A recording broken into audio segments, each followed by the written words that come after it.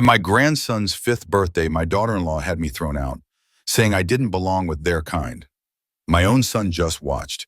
But I wasn't just there to celebrate. I brought a special guest who had a keen interest in her current condition. Her face turned white. If you've ever felt invisible, you'll understand. Listen to my story, like, share, and tell me where you're listening from. The grand facade of the Riverside Country Club loomed, its manicured lawn sprawling under the pale autumn sun. Evelyn, at 66, felt a familiar tremor in her hands as she clutched a small, carefully wrapped package.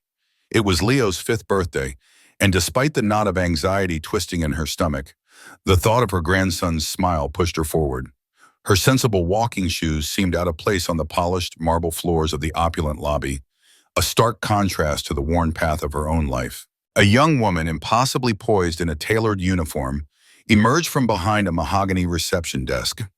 "May I help you?" she inquired, her gaze sweeping over Evelyn's simple, though clean attire with a barely perceptible flick of disdain. This was Chloe, the epitome of the club's exclusive air. "Yes, I'm Evelyn Reed.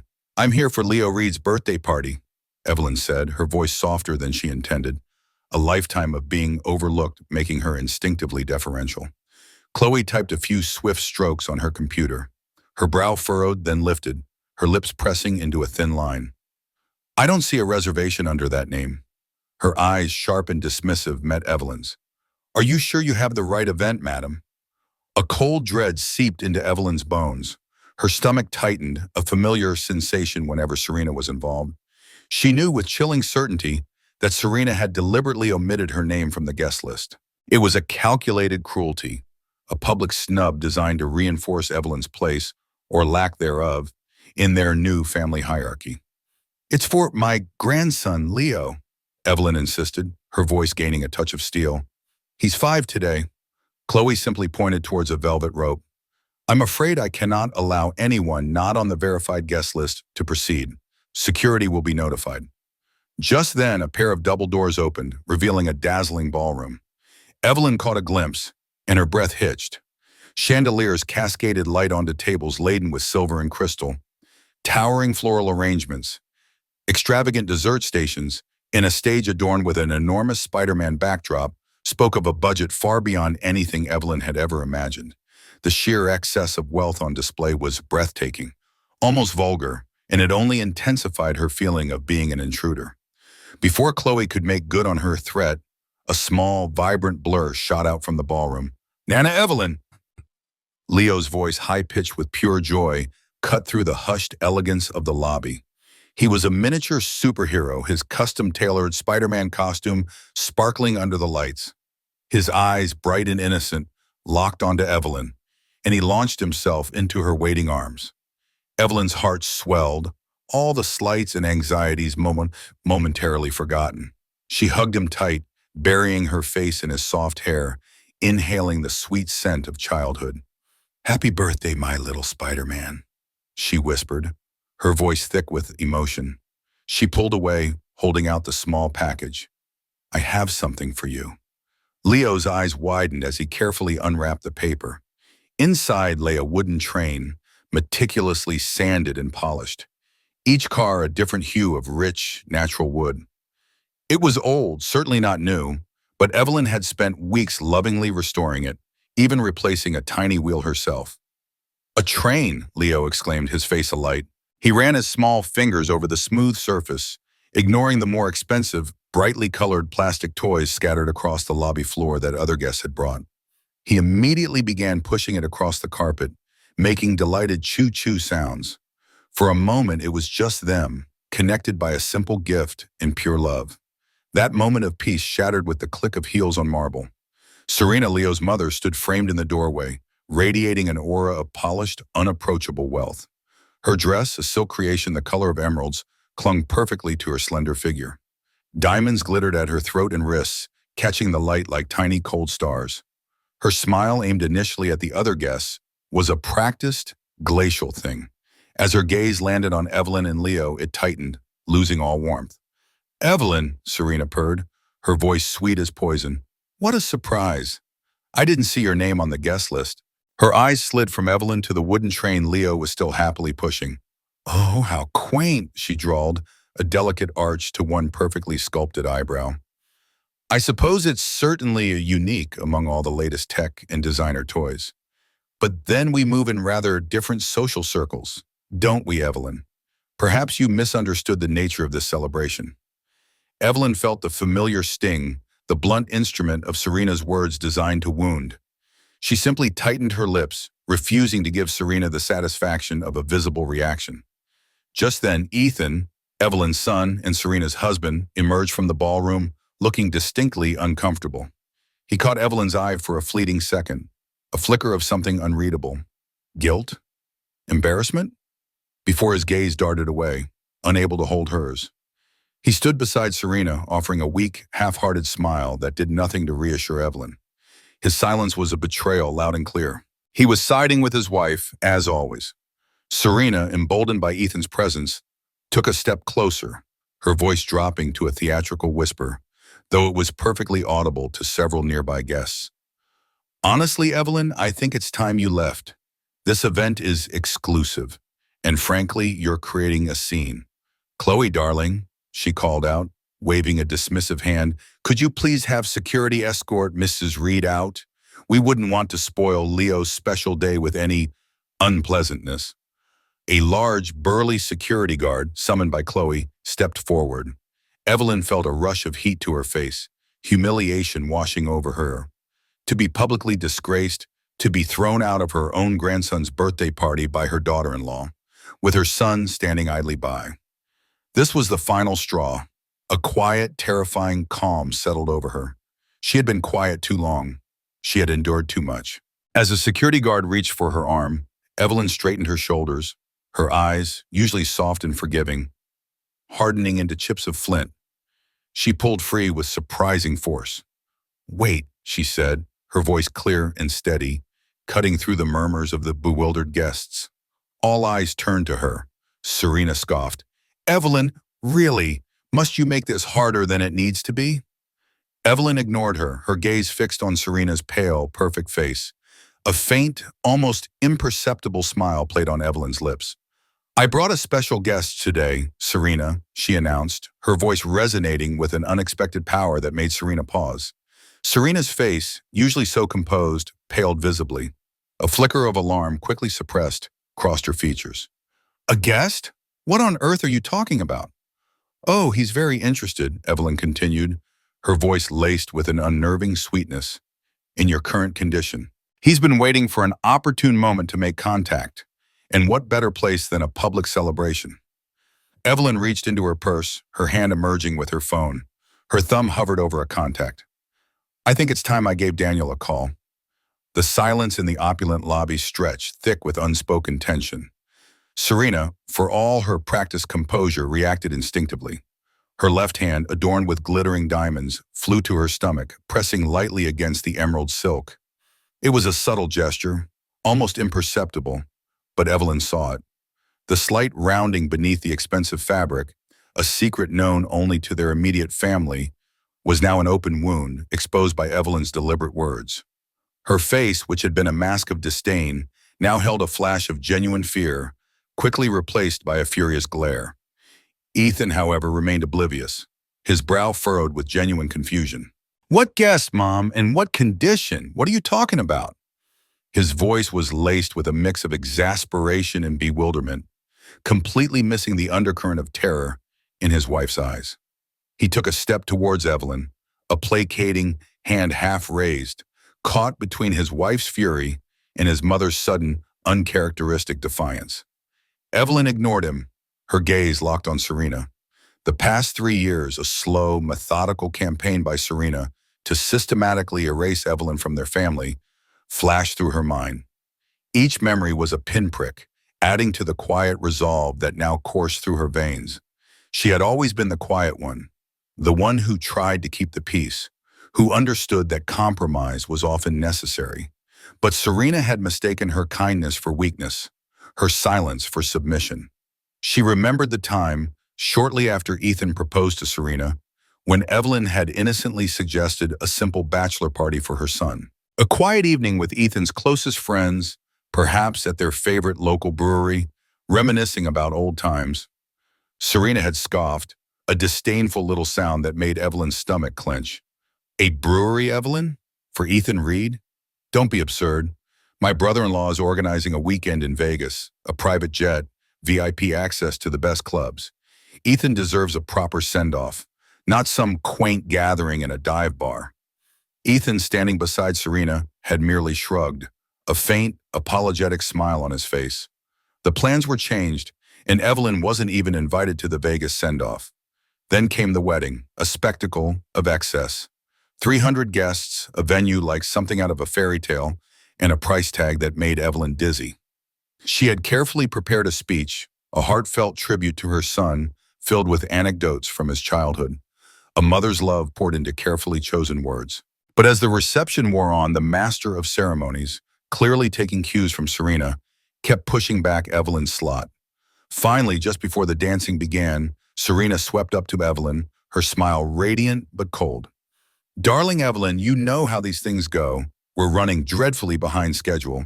I'm afraid we'll have to cut your speech. So many important people want to say a few words, and you understand they're on a tight schedule. Maybe you can just toast us quietly later? Evelyn, humiliated, had simply nodded, her speech crumpled in her trembling hand. She watched as Serena's socialite aunt took the stage instead, delivering a witty but shallow address about high society and designer labels. Ethan hadn't even noticed. Over the years, Serena had systematically replaced every one of Ethan's cherished family traditions with her own customs.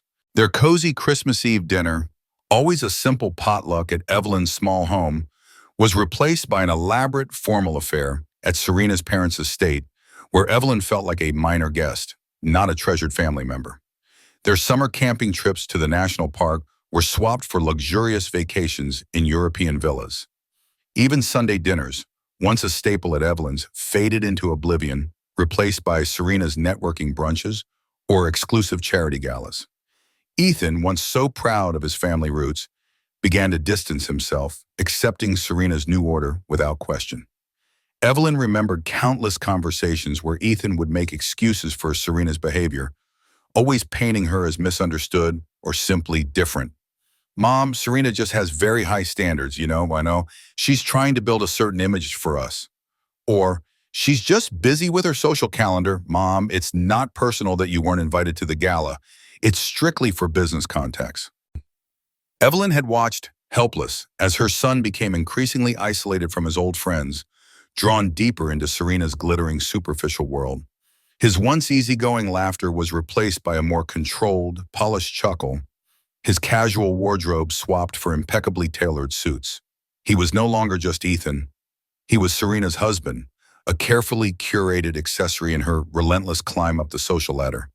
The lowest point came a year ago.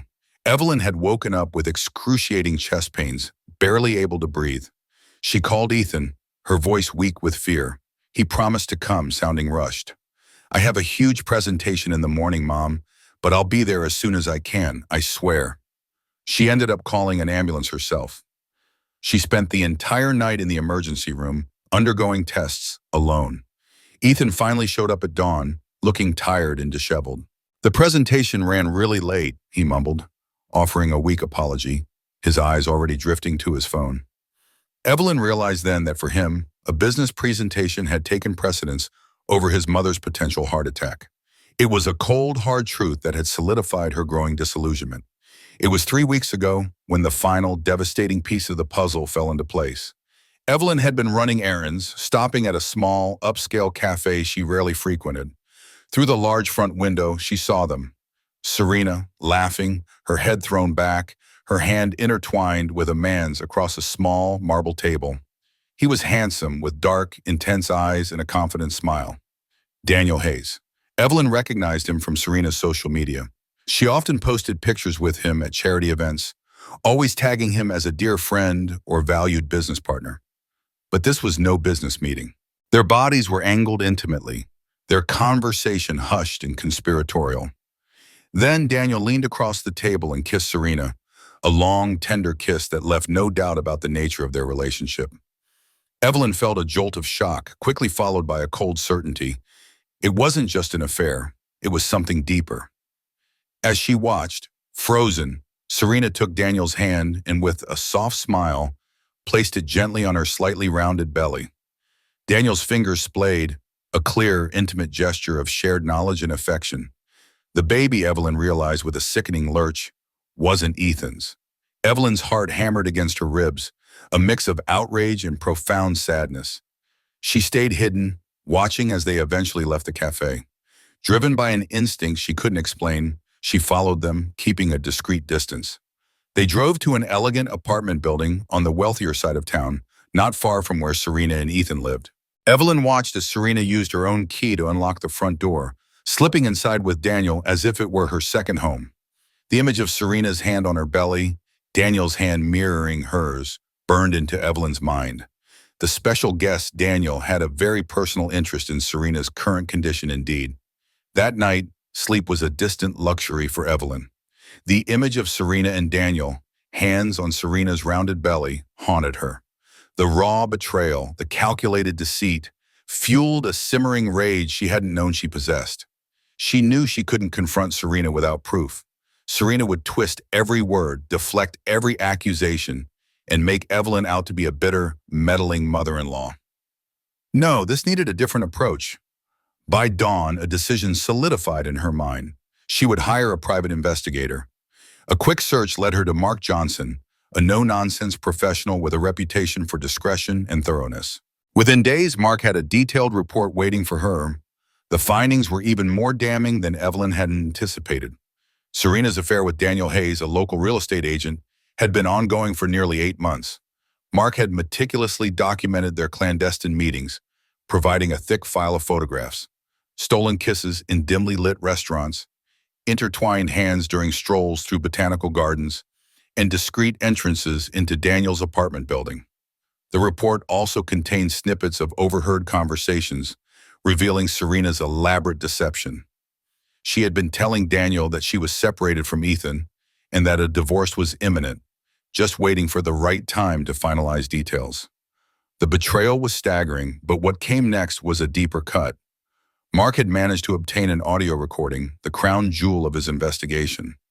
In it, Serena's voice, clear and cold, laid bare her true intentions. She was planning to leave Ethan, but not before she had secured several lucrative business opportunities through her influential father, using Ethan's connections and reputation as leverage. "He's useful for now," Serena had calmly stated to Daniel, "but once Dad's new development deal is finalized and I've got my stake, Ethan becomes completely redundant." Then came the line that chilled Evelyn to the bone, delivered with a detached practicality that made her heart ache for the son who had blindly loved this woman. "And as for the baby," Serena continued, her voice devoid of emotion, "it will, of course, be raised by its real father. We just need to navigate this carefully to ensure no messy complications." The real father. Evelyn closed her eyes, picturing Ethan's hopeful face as he spoke of their future child. The sheer cruelty of Serena's machinations was breathtaking. As if that wasn't enough, Mark's report also detailed a trail of financial impropriety. Bank records showed that Serena had been systematically using Ethan's credit cards for lavish gifts and expenses for Daniel Hayes, a veritable second life funded by her unsuspecting husband. There were expensive watches, tailored suits, even a substantial down payment on a new car, all charged to Ethan's accounts, all for Daniel. Now, standing in the opulent lobby of the country club, Evelyn looked at Serena's horrified face, the casual dismissal from mere minutes ago replaced by stark terror. Ethan still stood beside his wife, looking utterly bewildered, caught between two women he clearly didn't understand. Before Evelyn could make her call, a new presence entered the scene. The double doors to the ballroom swished open again, and a tall, impeccably dressed man stepped into the lobby. His dark eyes scanned the room, a faint frown of confusion on his handsome face. It was Daniel Hayes. He was clearly looking for someone, his gaze passing over Evelyn before settling on Serena. "Serena!" Daniel called out, his voice carrying clearly across the elegant space. He began to walk towards her, a warm, expectant smile on his face, completely oblivious to the coiled tension that had seized the small gathering. "There you are.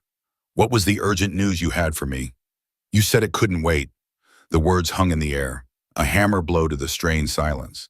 Ethan, who had been focused on Evelyn and her mysterious guest, slowly turned his head. His eyes, initially clouded with confusion, now narrowed, fixing on Daniel. The pieces, scattered for so long, began to click into place with agonizing slowness. He looked at Daniel, then at Serena's ashen face, then at Evelyn, a dawning horror transforming his features. His hand, which had been resting protectively on Serena's back, dropped away as if burned. Who is this man? Ethan asked, his voice low and dangerous, a profound shock rendering it barely recognizable. He wasn't asking Evelyn. He was asking Serena, his eyes drilling into her, demanding an explanation. Daniel, finally registering the icy atmosphere, stopped a few feet away from the trio. He glanced from Ethan's furious face to Serena's terrified one. A slow realization dawned in his eyes, his confident simplement faltering. Wait, he said, looking at Serena with sudden incredulity. Are you the husband? The question, innocent in its delivery, was a devastating accusation. Serena's face, usually so composed, was now a mask of pure panic. Her mouth opened, then closed, her mind racing, scrambling for a plausible lie, a way to escape the trap that had sprung shut around her. But no words came. No quick wit, no practiced deflection, no smooth falsehood could possibly cover this. She was speechless, utterly exposed. The silence was absolute. In the opulent ballroom, every whisper had died. Every fork ceased its clinking against china. Guests, who moments ago had been politely mingling, now stood frozen, their eyes wide with a mixture of shock and morbid fascination, all riveted on the unfolding drama at the entrance. It was a vacuum of anticipation, the air thick with unspoken questions. Serena's usually flawless composure had utterly shattered, leaving her mouth agape, her eyes darting between Daniel and Ethan, a deer caught in headlights.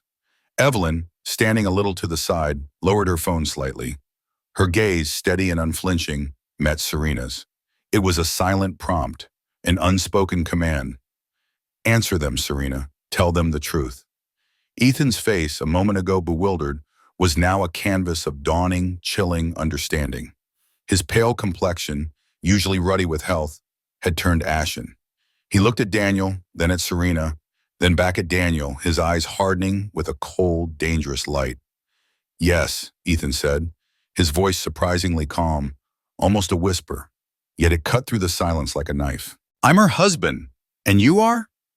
Daniel's handsome face, which had been a picture of confusion, now cycled rapidly through a gamut of emotions. Initial bewilderment, then a dawning horror, quickly followed by a furious crimson blush. He understood. The pieces snapped into place with a sickening thud. He had been played. Her husband? He repeated, his voice rising sharply, cracking with disbelief. But she told me. She said she was separated. She said she was planning to divorce you. His accusation was aimed squarely at Serena, his eyes blazing with betrayed rage. Ethan didn't flinch. His gaze remained fixed on Daniel, then shifted briefly to Serena, a bitter twist on his lips. We're not getting divorced, he stated, his voice still low but now laced with a steely edge that sent shivers down Evelyn's spine. In fact, he continued, delivering the next blow with chilling precision, we're having a baby. The words hung in the air, a second, more devastating bombshell. Daniel staggered backward a step, as if physically struck. His hands flew to his head, clutching his dark hair. A baby? He whispered, his voice hoarse with devastation. But she told me it was ours. She put my hand on her stomach. She said it was our future. His eyes, raw with pain and utter disbelief, locked onto Serena. You told me it was ours. Ethan finally turned his full attention to Serena. His quiet tone, once filled with concern, now deepened into a dangerous rumble. Serena, he demanded, his voice devoid of any warmth, any trace of the affection that had once been between them. What is happening? Serena was beyond explanation. Her carefully constructed world, her web of deceit, was unraveling at an alarming speed, thread by thread. Her mouth worked uselessly, no coherent words forming. Her eyes, wide and terrified, flickered from Daniel to Ethan, then to the floor, desperate for an escape that didn't exist. She was cornered, exposed, with no graceful lie left to deploy. The polished facade had cracked, revealing the panicked, calculating woman beneath. Seeing Serena's complete paralysis, Evelyn knew it was time for the undeniable truth. She stepped forward, her movement quiet, almost imperceptible amidst the charged atmosphere. She raised her phone again, not to make a call, but to present evidence. With a calm, deliberate motion, she navigated to the gallery and held up the screen, facing Serena, Ethan, and Daniel. The first photograph from Mark's report filled the display. It was an undeniable, vivid image. Serena, dressed in a sleek designer coat, locked in a passionate embrace with Daniel Hayes. Their lips were pressed together in a deep, intimate kiss, and Serena's hand was clearly visible, resting possessively on Daniel's chest, her fingers splayed over his expensive suit jacket.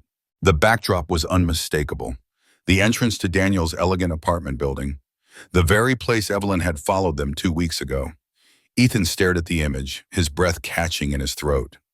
The raw hurt, the profound betrayal, and a smoldering anger washed over his features in quick succession. He clenched his fists, his knuckles turning white, his body rigid with shock. This wasn't just words. This was irrefutable proof, searing his vision. His wife, his pregnant wife, kissing another man right outside his apartment. Daniel, his face still a mask of horror, snatched the phone from Evelyn's hand. He began to scroll, his thumb furiously swiping across the screen. Each swipe revealed another intimate moment. Serena and him laughing over drinks, holding hands in a park, entering his apartment building, her head resting on his shoulder. Dozens of photographs documenting 8 months of stolen moments, a double life he had never suspected. His own betrayer had also been betrayed.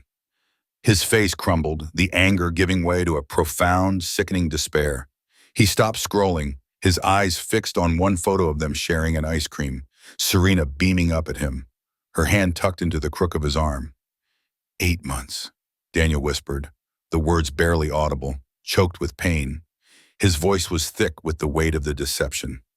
She's been lying to me for 8 months. If you're as gripped by this story as I am, don't miss a single moment of this unraveling drama. Hit that like button, share it with your friends, and subscribe to make sure you catch what happens next.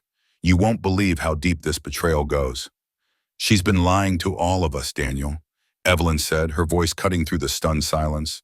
Her gaze swept over the bewildered guests, then settled on Serena, who stood trembling, a wreck of her former poised self. Not just you, not just Ethan, but everyone. Ethan finally found his voice, a raw, strangled sound. He looked at Serena, his eyes full of anguish. How long, Serena? How long has this been going on? His question was a desperate plea for a different reality, an alternative explanation. Serena tried to speak, her lips parting, but no words emerged. Only a broken, pathetic sob escaped her throat, her shoulders shaking. She buried her face in her hands, her carefully applied makeup streaking with tears. Evelyn, seeing Serena incapable of honesty, answered it for her. Since February, Ethan, Mark's report confirms it. She told Daniel she was separated from you and that she was planning to divorce you once certain business arrangements were finalized. Daniel's face, already contorted with betrayal, now twisted with disgust. The implications of Evelyn's words sank in. He had been a pawn, a placeholder, a means to an end. All those shared dreams, all those intimate confessions, had been carefully crafted lies designed to manipulate him. He had been used, not just for affection, but as a strategic piece in Serena's cold, calculating game. The thought that she had feigned love, feigned separation, all while still married and pregnant, made his stomach churn. Just then, little Leo, drawn by the unusual quiet and the tension, toddled out from the ballroom. He saw his mother crying, his father looking angry, and 2 unfamiliar adults standing stiffly. "Mommy," he chirped, clutching his beloved wooden train. Before he could reach them, one of Serena's friends, a woman named Chloe who had been an unwitting spectator, quickly intervened. "Leo, darling, why don't you come help me with the cake?" she cooed, gently guiding him back into the bustling party area, shielding him from the escalating storm. Evelyn waited until Leo was safely out of earshot. Then, without a word, she raised her phone again. This time, a different file played. The clear, crisp sound of Serena's voice filled the silent lobby, echoing with chilling precision. Ethan has some business opportunities coming up through my father's connections. Once those are secured, I can leave him and we can start our life together." Ethan gasped, a harsh, guttural sound. He recoiled physically, taking a stumbling step backward as if he'd been slapped. The words, his wife's voice, planning his abandonment, using his own family's connections as a stepping stone to leave him, hit him with brutal force. It was one thing to see pictures of infidelity, but to hear the cold, calculating plan laid bare, to hear her speak of him with such detached contempt, was a different kind of agony. He felt a profound dizziness, the ground beneath him seeming to tilt precariously. Then came Daniel's voice, recorded, asking the question that now held the most devastating weight. "And the baby?" And Serena's voice, chillingly calm, delivered the final crushing blow. "Will be raised by its real father." The finality of the statement reverberated through the space. Ethan swayed, then collapsed into one of the plush, velvet armchairs that lined the lobby, his head falling into his hands. His world, the life he thought he had, the future he envisioned with his wife and child, shattered into a million irreparable pieces around him.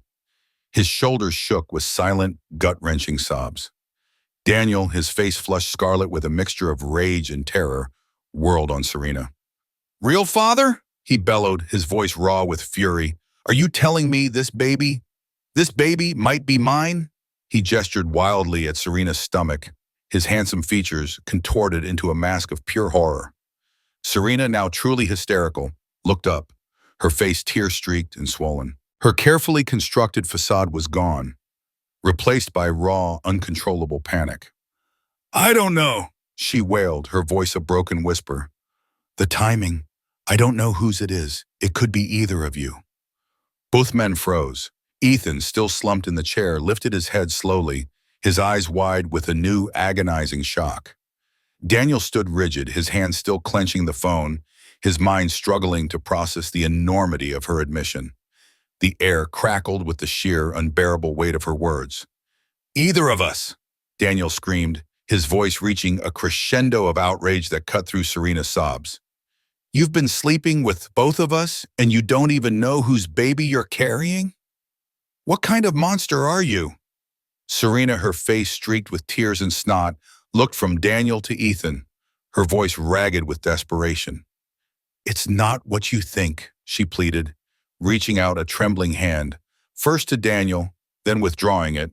I love you both, just love you," in different ways.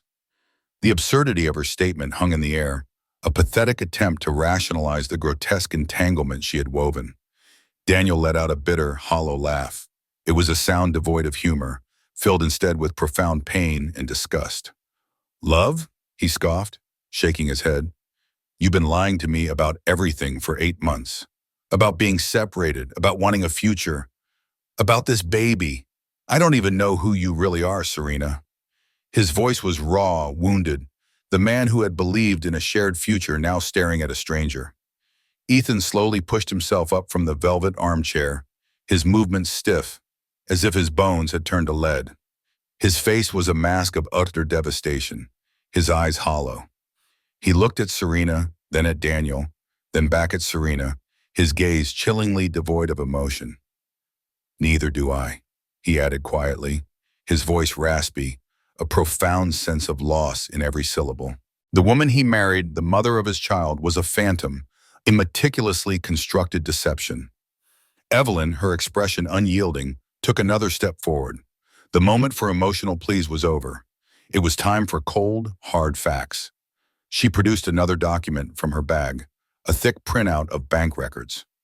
"There's more," she stated, her voice calm but firm, holding out the pages for Ethan to see.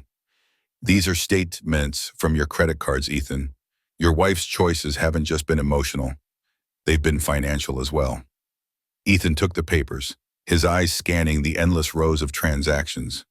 His brow furrowed, then widened in disbelief. Page after page, itemized details laid bare Serena's calculated exploitation. Hotel rooms in luxury resorts, expensive designer watches in tailored suits, extravagant restaurant bills, front row theater tickets, all clearly marked as purchases made in various cities, none of which had been part of his own recent travel. And each one, without fail, coincided with Daniel and Serena's documented rendezvous. There was even a receipt for a weekend trip to a secluded mountain retreat. A gift for Daniel, all paid for with Ethan's money. "She's been financing her relationship with you," Ethan said, his voice a low growl of disbelief and rage, looking directly at Daniel. "Using my money for months." Daniel snatched the printout from Ethan, his eyes scanning the damning evidence. His face, already pale, turned a sickly shade of green. He remembered Serena always insisting on paying, often with a dismissive wave of her hand saying, "Don't worry, darling, I've got it. I have plenty of my own money." He had believed her, had even admired her independence. The realization that every expensive dinner, every lavish gift, had been bought with stolen funds made him feel physically ill. "I never knew," he whispered, his voice trembling with a mixture of shame and disgust. "She always insisted on paying. I thought she had her own money, her own accounts. I never suspected." Serena, seeing both men turning against her, made one final desperate play. She staggered towards Ethan, her hands outstretched. "Ethan, darling," she whimpered, her voice dripping with false contrition. "Please, we can work through this. I made mistakes, terrible mistakes, but I choose you. I choose our family. I love you." Ethan looked at her, his eyes cold and distant, utterly devoid of the love that had once blinded him. A sneer twisted his lips. "You choose me," he repeated, his voice dangerously quiet. "After 8 months of lying, cheating, and stealing from me. After betraying my trust, mocking my family, and leaving me to believe I was the father of a child that might not even be mine? You think you get to choose, Serena? You lost that right a long time ago." His disgust was palpable, a chilling wave that washed over Serena. Daniel, meanwhile, took a step back, shaking his head slowly. The illusion of Serena, the woman he thought he loved, had utterly dissolved. "No," he said, his voice firm, resolute. "The person I love doesn't exist. That person was just another one of your lies, Serena. A character you created to get what you wanted." He pulled his arm free as Serena instinctively reached for him and took another decisive step away, putting clear distance between them. "I never want to see you again." His words were a death knell to her hopes, flat and final. Ethan, his gaze fixed on Serena, his expression one of absolute finality, echoed Daniel's sentiment, though with a different kind of pain. "We're done," he declared, his voice firm and unwavering, leaving no room for negotiation or reconciliation. "Our marriage is over," Serena screamed, a guttural sound of pure despair. She lunged, grabbing Daniel's arm, her nails digging into his suit jacket. "No, Daniel, please, don't leave me." Daniel, repulsed, ripped his arm free with a violent jerk, nearly sending her sprawling. He didn't look back as he strode purposefully towards the exit, disappearing through the double doors, leaving a gaping void in Serena's desperate clutches. Alone, abandoned by both men, Serena spun around, her tear-filled eyes landing on Evelyn. All the pent-up rage, the humiliation, the sheer venom of her exposed deceit coalesced and focused on the quiet, unassuming woman who had orchestrated her downfall. "This is all your fault," she shrieked, her voice hoarse with fury. "You destroyed our marriage. You did this out of spite." Evelyn met her gaze, her own eyes clear and calm. There was no anger, only a quiet, resolute truth. "I didn't destroy your marriage, Serena," she replied, her voice steady and clear, carrying across the stunned ballroom. "You did that all by yourself." Serena, her eyes wild, let out another guttural scream, now aimed at the bewildered guests. Her public meltdown was complete, a horrifying spectacle unfolding for everyone present. "I never loved him," she shrieked, pointing a trembling, accusatory finger at Ethan, who sat slumped in the chair, shattered. "I married Ethan because he was safe, he was stable, he had money, he had the right connections for my father's business. That's all he ever was." Her voice cracked, hoarse from crying and yelling. Then, as if to justify her heinous actions, she turned her tear-streaked face towards the spot where Daniel had been standing moments before, though he was now gone. "Because Daniel," she continued, her voice softening slightly, though still raw with self-pity, "Daniel made me feel alive. He was exciting, passionate, everything Ethan could never be. The remaining guests exchanged horrified glances, some discreetly pulling out their phones to record. This was beyond the pale.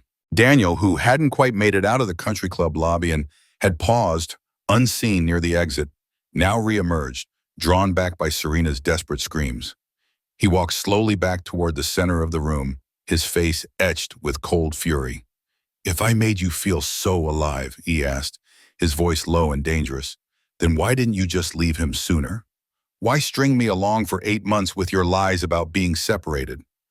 Serena flinched, her eyes darting between Daniel and Ethan. "Because," she sobbed, "I needed time. My father's new development deal was coming up, and Ethan's connections were crucial.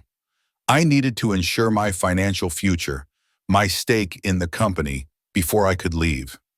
The words tumbled out, brutally honest, exposing the calculated, cold-hearted depths of her manipulation. Ethan, slowly pushing himself up from the armchair, stared at her, the pieces of his shattered marriage finally forming a complete, hideous picture. "So," he said, his voice flat, devoid of any emotion, "you never intended to stay married to me at all, did you?" Serena's shoulders slumped. She wiped her nose with the back of her hand, her eyes devoid of shame. "Not once I've found something better," she confessed, her voice barely a whisper, but clear enough to echo in the silent room. "I was always looking for more, for someone who understood me, someone who could truly challenge me, make me feel—" She trailed off, her gaze sweeping around the room as if searching for validation. Ethan suddenly understood years of subtle criticisms, the constant comparisons, the feeling that he was always falling short. He looked at Serena, then at the empty space where Daniel had stood, a sickening realization dawning. "All those times you criticized my job, my hobbies, my friends, even my taste in clothes," he said, his voice quiet but laced with profound hurt. "You were comparing me to him, weren't you? You made me feel like I was never good enough. You systematically isolated me from my friends, from my family, even from my own mother, all to make room for your lies." Evelyn, standing nearby, nodded, her heart aching for her son. "She tried to mold you, Ethan," she interjected gently, her voice steady, "to make you into someone else entirely, someone who fit into her carefully constructed image, not for your happiness, but for her own ambitions." Daniel, who had returned and was listening intently, now took a step closer, his eyes fixed on Serena's stomach. The thought of an innocent child caught in this web of deceit was sickening. "And the baby?" he asked, his voice barely a whisper, but cutting through the tension. "Our baby? What was your plan for that, Serena? Were you just going to let Ethan raise it, thinking it was his, while you ran off with me?" Serena, cornered, finally broke, the last vestiges of her self-preservation crumbling. I was going to tell you it was yours," she choked out, her voice barely audible. "And then I'd let Ethan pay child support. He's rich, he could afford it. It would have been perfect." Daniel stared at her, his face a mask of utter revulsion.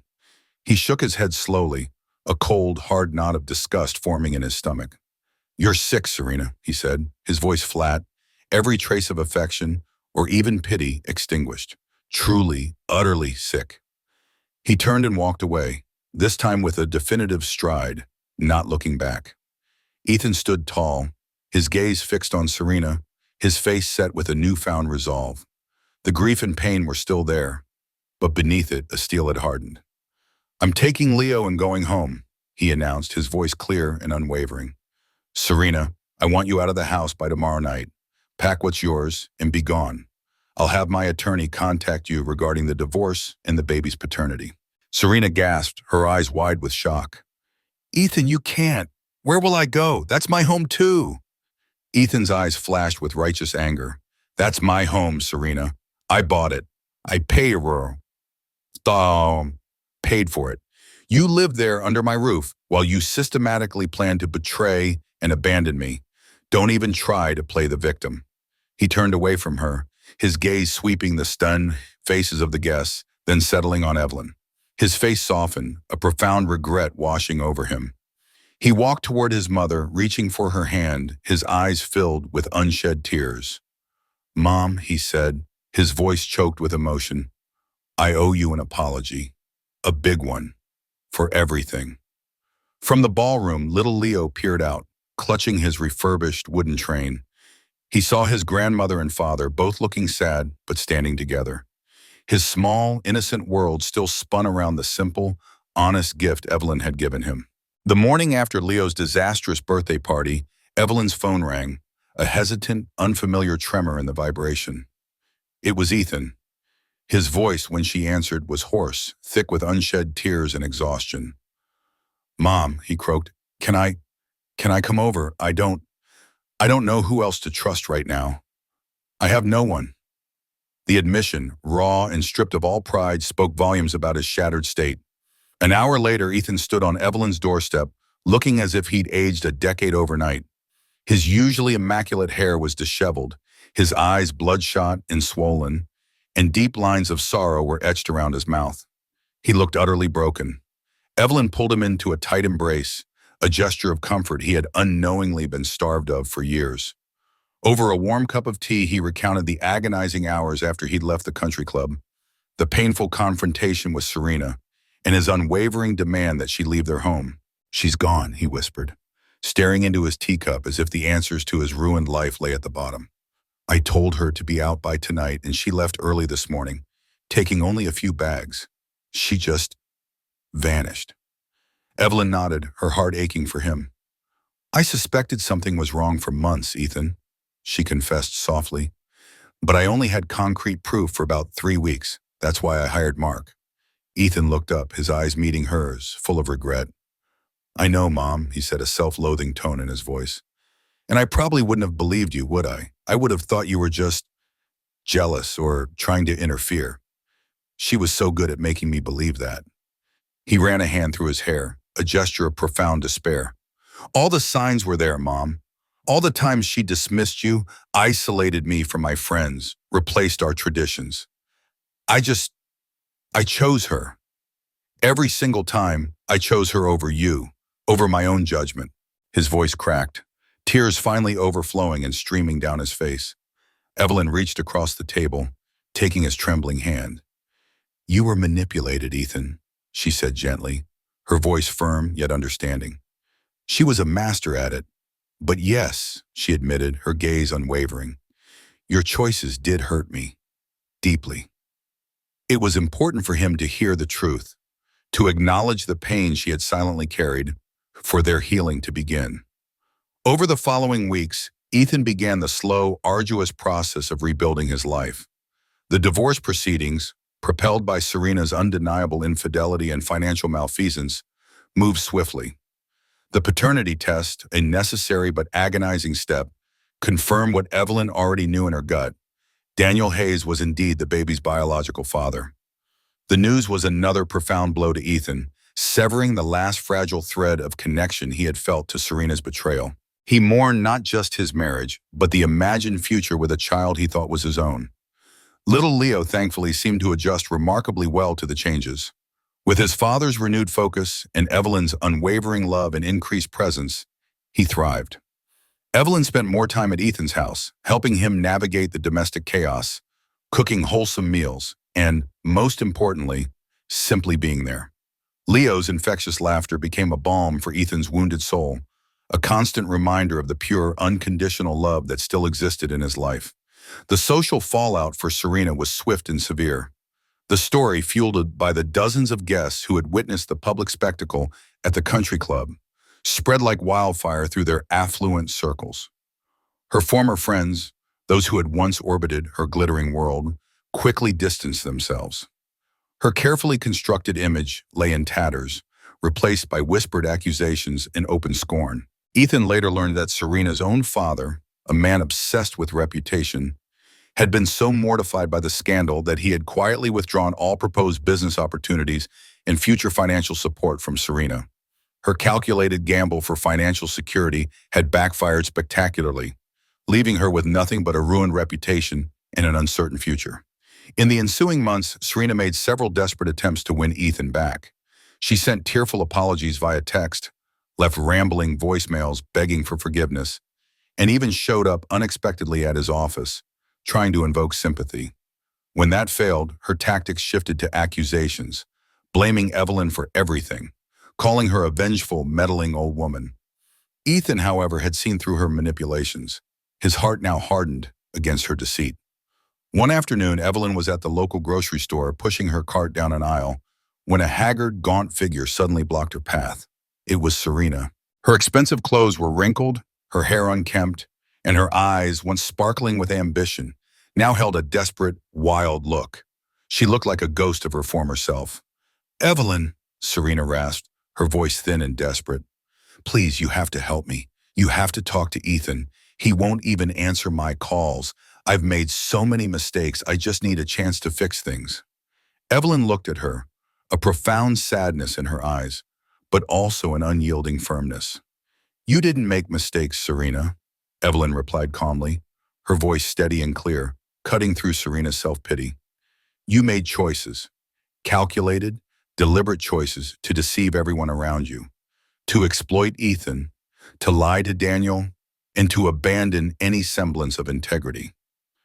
This is not about mistakes, it's about character, and your character was laid bare for all to see."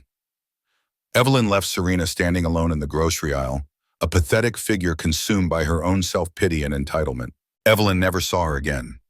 She later heard through the grapevine that Serena, stripped of her social standing and financial aspirations, had been forced to move back in with her exasperated parents, a fate she had always considered beneath her. Daniel Hayes, true to his word, pursued full custody of his baby girl Sarah once she was born. He wanted nothing to do with Serena personally, seeking only to be a devoted father to his child, a stark contrast to Serena's casual dismissal of both men involved. As the months passed, Evelyn found a quiet sense of peace watching Ethan rebuild his life.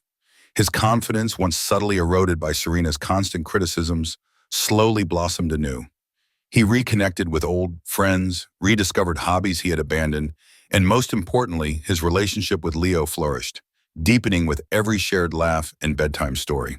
The suffocating weight of Serena's influence lifted, revealing the kind, earnest man Evelyn had always known her son to be.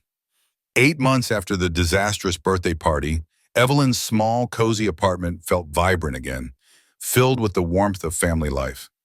Leo, now almost 6, was sprawled on the rug, diligently trying to fit a complex puzzle piece into place, his tongue sticking out in concentration.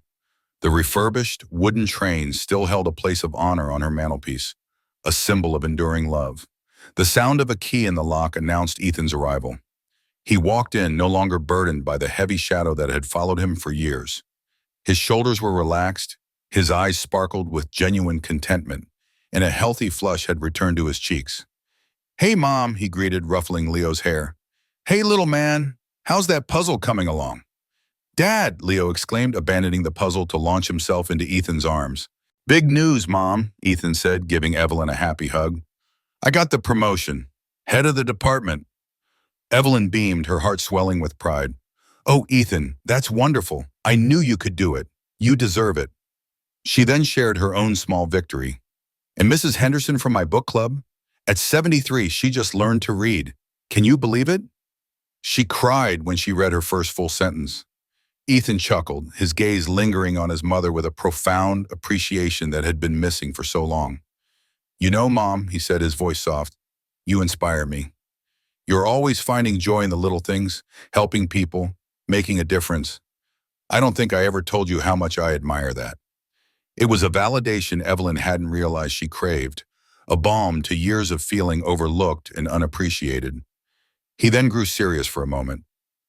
"My divorce is finally final," he announced, a quiet relief in his tone. "And Daniel and we've actually found some common ground. We're both just two guys who got completely played. He's a good father to Sarah, and he's not letting Serena mess with his head anymore either." Then a mischievous glint entered Ethan's eyes. "And I have some even bigger news, Mom," he said, taking her hands.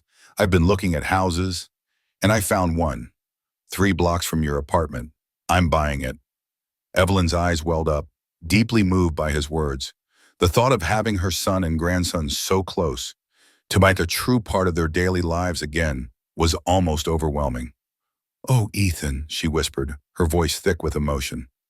"I want Leo to grow up knowing his grandmother," Ethan explained, his voice gentle, "to have that real, unconditional family support that Serena tried to take away.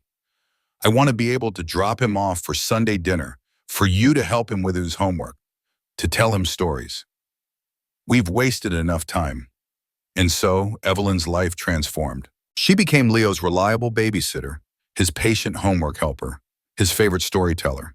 She baked cookies with him, took him to the park, and watched with immense joy as Ethan, free from Serena's shadow, blossomed into a confident, loving, and truly present father. His home, once a cold monument to Serena's ambition, became a warm, laughter-filled haven. 1 year after the disastrous birthday party, Leo's 6th birthday was a stark contrast to the previous year's extravagant affair. It was a simple, joyous family gathering at Ethan's new home, 3 blocks from Evelyn's. Close friends, those who had stood by Ethan, filled the modest living room. Leo, surrounded by genuine love, blew out his candles, his wish a secret only to him. Ethan sought out Evelyn in the bustling kitchen, pulling her into a tight, heartfelt embrace. "Thank you, Mom," he murmured, his voice thick with emotion. "Thank you for fighting for us, for fighting for me. You saved our family." Evelyn hugged him back, her eyes brimming with happy tears.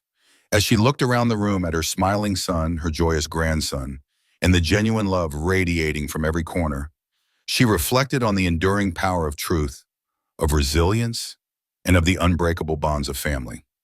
She had faced down a manipulator, endured years of pain, and emerged victorious not with vengeance, but with the quiet, profound triumph of enduring love. She finally felt truly joyfully home.